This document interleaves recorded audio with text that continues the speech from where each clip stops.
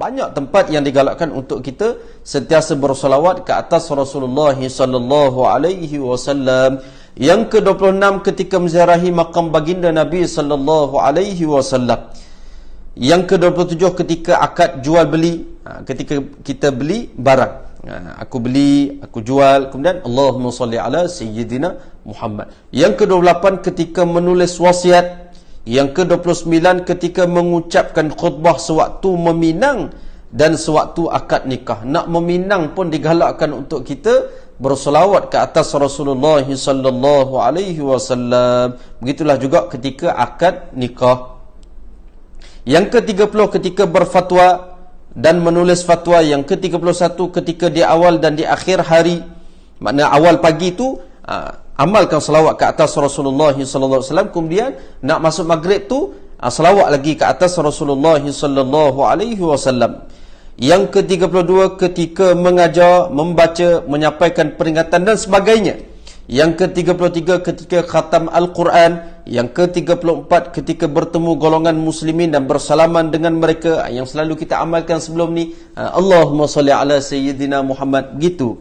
Yang ke-35 ketika bersama di dalam satu perhimpunan. Yang ke-36 ketika berkumpul untuk berzikir kepada Allah. Yang ke-37 ketika menulis nama baginda sallallahu alaihi wasallam. Dan yang sebaiknya jangan kita tulis SAW, sebaiknya tulislah penuh sallallahu alaihi wasallam. Gitulah juga dengan tulisan Jawi, sad lam ya, tulis penuhnya sallallahu alaihi wasallam. Itu yang sebaiknya. Yang ke-38 ketika menulis surat. Yang ke-39 ketika disebut nama baginda sallallahu alaihi wasallam. Ni anda yang sedang menonton, jangan lupa untuk bersolawat ke atas Rasulullah sallallahu alaihi wasallam apabila mendengar nama Nabi sallallahu alaihi wasallam yang kita sebutkan tadi. Yang ke-40 ketika bangun untuk meninggalkan majlis. Yang ke-41 ketika melintasi rumah ataupun tempat yang pernah disinggahi oleh baginda sallallahu alaihi wasallam. Apabila kita nampak tempat yang pernah Rasulullah sallallahu alaihi wasallam pergi, salawat ke atas Rasulullah sallallahu alaihi wasallam. Yang ke-42 ketika kesedihan dan ketika kesusahan, waktu kita sedih, waktu kita susah ni, tambah-tambah musim Covid ni, banyakkan selawat ke atas Rasulullah sallallahu alaihi wasallam. Mudah-mudahan dihilangkan kesedihan dan kesusahan tersebut. Yang ke-43 ketika berkehendak diampunkan dosa. Yang ke-44 ketika bimbang fakir ataupun memerlukan sesuatu, selawat ke atas Rasulullah sallallahu alaihi wasallam. Yang ke-45 ketika mengkagumi seseorang.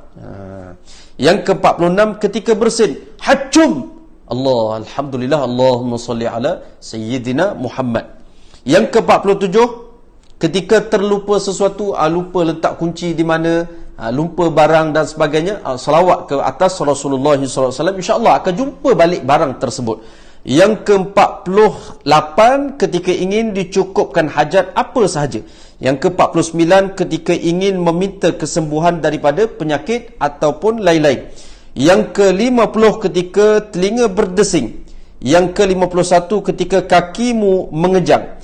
Yang ke-52 ketika tidak mampu bersedekah. Yang ke-53 ketika ingin bermusafir. Yang ke-54 ketika memasuki rumah. Dan yang terakhir 55 ketika ingin tidur. Nak tidur pun dianjurkan, digalakkan kepada kita untuk bersolawat ke atas Rasulullah sallallahu alaihi wasallam. Apa yang kita sebutkan tadi itu, apa sahaja keadaan kita, dianjurkan untuk kita bersolawat ke atas Rasulullah sallallahu alaihi wasallam.